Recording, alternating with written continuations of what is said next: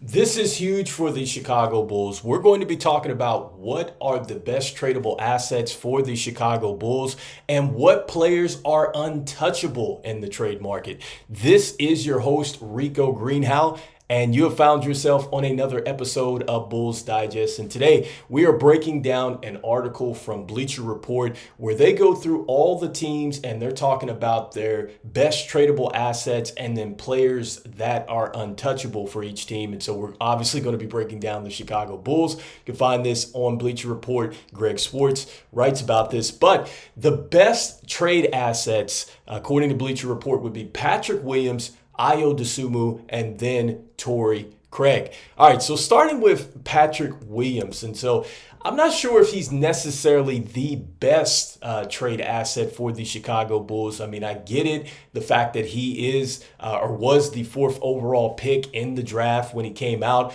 And also, too, with his age, with him being young like that. And then, two, he has shown that he could be pretty much a serviceable role player at this point in time. So I get that there's maybe some teams that are going to be interested in that. They feel like they could go ahead and trade for this young man, and perhaps he might take off.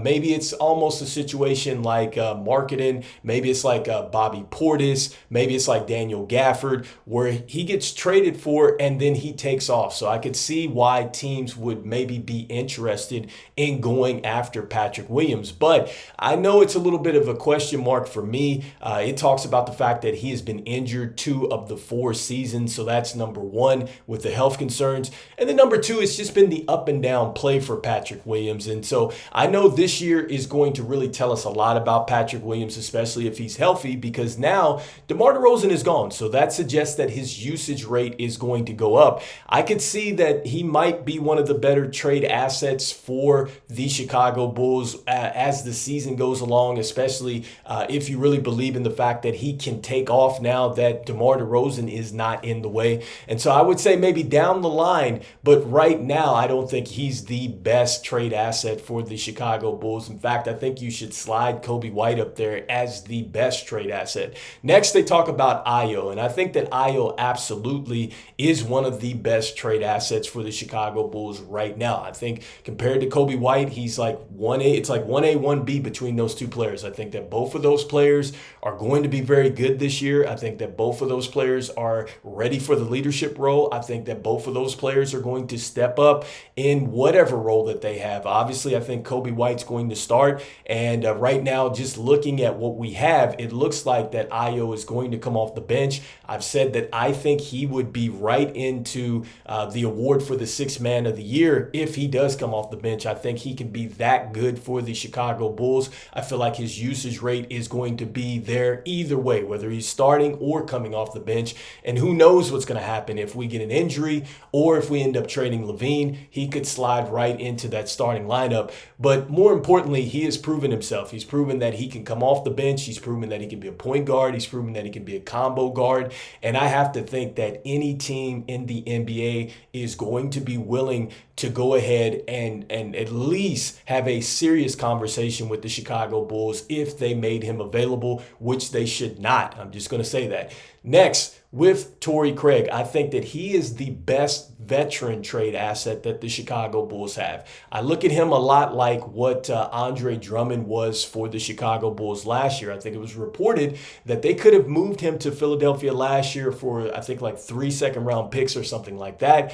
And I'm hoping that the Chicago Bulls absolutely make that type of move for Torrey Craig this year and understand that, look, he does not fit the direction that you want to go with this team. So it makes absolute sense to go ahead, obviously exercise patience here, but make sure you get some assets back that you can continue to build your roster with, and do not make the same mistake that you made last season with Andre Drummond, essentially just letting him go for nothing. And so I think that, yes, Torrey Craig is a player shooting at a 39% from downtown. He's certainly a player that I think the Nuggets would want. I think the Sixers would love to have him. Heck, I think OKC, the Mavs would love to have him. him. You'd love to have a player like that can come off the bench, that can play the power forward if you play that small ball lineup, that can be a defender and can knock down timely shots for you. And I think that is exactly what Torrey Craig does, which is why I think that he is probably going to be your best veteran piece to be moved right now, because with Zach Lavine, there's so many questions around him. And then also too with Vooch, I think there's a lot of questions with him as far as just the way that his numbers are starting to diminish. And I think that's where it's becoming a bit questionable. And plus the contract that you get with Torrey Craig, it's a 1 year at about $2.8 million. I'd have to think that teams are going to be willing to go ahead and jump in on that, because that is a short-term commitment and that is a right now type of move if you feel like you can win a title. All right. And so next up, just looking at the untouchables, they say it's Josh Giddey, Kobe White, and then it is Modest Buzelis. And so look, I think that in the end, this is right on, because I would say that Kobe White is an untouchable piece. I think you can slide Ayo down as an untouchable piece as well. I just talked about that. But with Modest, I think that what you're going to see here is that he's so raw and there's so much potential here.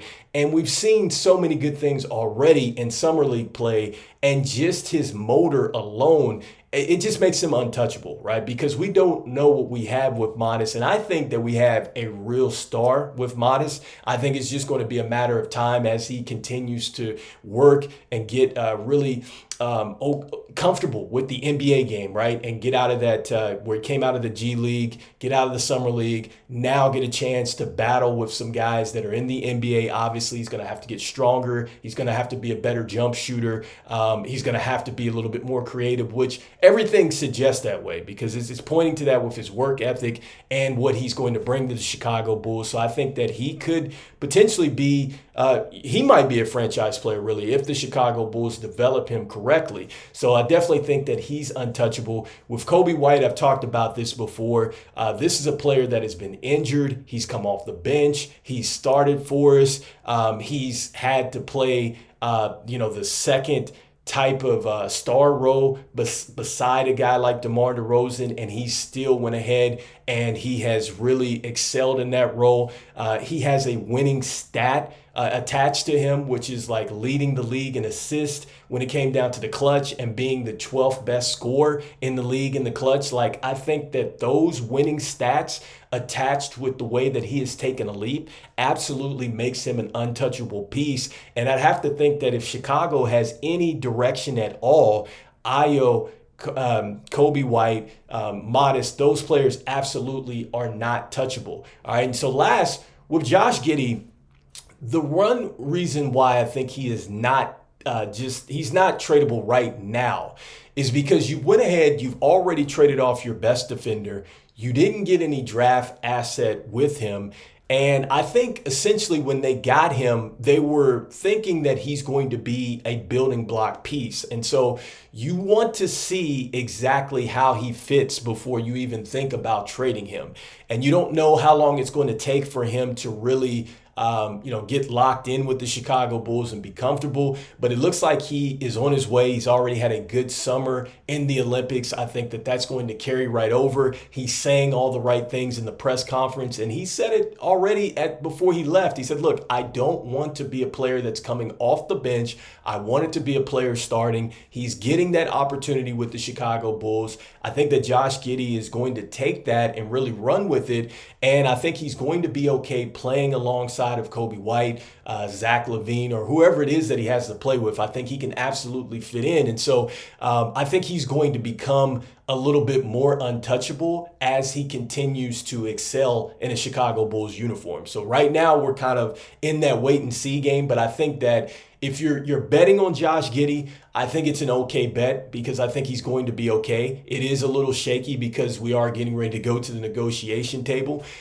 with him, right? Because this is going to be his year before, I think, his restricted free agency. So I can imagine, I think he's going to ball out this year. But anyway, let me know in the comments what you think. Is Kobe White, is Ayo, are those the players that are absolutely untouchable with Modest and Josh Giddey? Or do you feel like, hey, The Bulls should absolutely pick up the phone. You feel like Patrick Williams is the best trade asset right now for the Chicago Bulls. Let me know what you're thinking. Just want to thank everybody out there for liking, subscribing, and watching the videos, and let you know that 65.8% of you that watch the videos are not subscribed to the channel. So make sure that you continue to slam dunk on that subscribe button for me as we try to reach 5,000 subscribers before the NBA season starts. And so even though we are just, I think, about 15 days away or something like that from training camp starting, I'm still saying go Bulls, and I'll see you on the next one. Peace, peace.